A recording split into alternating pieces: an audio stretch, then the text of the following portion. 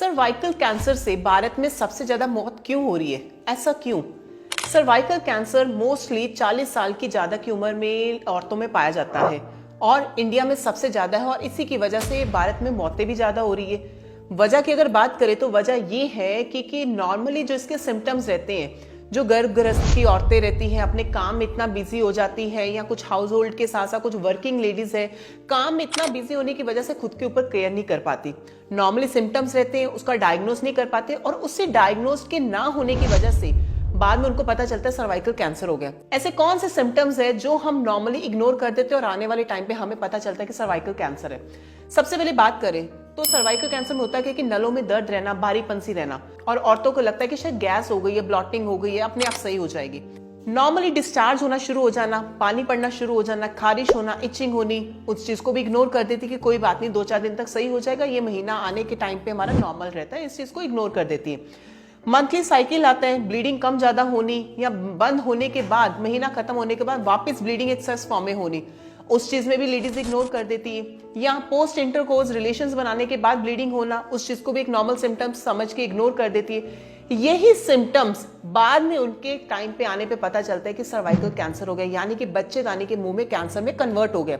समय पे डायग्नोज हो नहीं पाता, जब डायग्नोसिस के लिए जाते हैं प्रॉब्लम्स इतनी ज्यादा शरीर में फैल चुकी होती है वो कैंसर की कि बाद में उसको हम लोग प्रिवेंट नहीं कर पाते।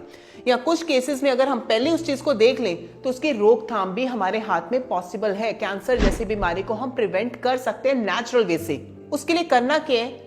हर एक औरत को अगर इस तरह के सिम्टम्स मिलते तो अपना डायग्नोज अर्ली टाइम पे कर लें। करना क्या है? अगर आपको पानी की शिकायत है तो आप अपना पैप स्मीयर टेस्ट करवाएं। पैप स्मीयर के टेस्ट से हमें ये डायग्नोज हो जाता है कि आपके इन्फेक्शन में कोई ऐसे एंटी इंफ्लामेटरी स्मीयर्स यानी कि कुछ मैलिग्नेंट सेल्स है कि नहीं है, उससे हमें क्लियर हो जाता है कि कैंसर है कि नहीं है। या कुछ स्कैनिंग वगैरह हो जाती है, उससे भी हमें रूल आउट हो जाता है। या अब तो गवर्नमेंट ने ये भी एक्शन दे दिया है कि 14 to 15 ईयर्स की गर्ल्स में, टीन एजर्स में एक वैक्सीनेशन आती है, HPV, ह्यूमन पैपिलोमा वायरस। इस वैक्सीनेशन को लगाने से आने वाले टाइम पे आप सर्वाइकल कैंसर से प्रिवेंट हो सकते हैं। अगर उस समय नहीं ये वैक्सीनेशन लगाई, अभी भी जो औरतें, मेरी बहनें ये वीडियोस देख रही है, तो आज ही ये वैक्सीनेशन लें और अपनी वैक्सीनेशन लगाएं। अगर आपकी एज 45 साल भी तो भी आप लगा सकते हैं इस कैंसर से प्रिवेंट होने के लिए।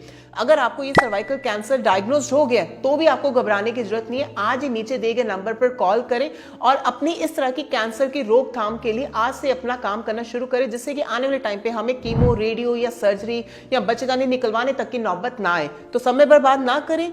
ये सिम्टम्स है तो इसको इग्नोर मत करें, रोकथाम के लिए अपना प्रिवेंट करें और पर्सनल हाइजीनिक मेंटेन करें। और इससे ज्यादा या कुछ और आपको कोई इन्फॉर्मेशन चाहिए तो नीचे दिए गए नंबर पर आप हमें कॉल करके इन्फॉर्मेशन भी ले सकते हैं।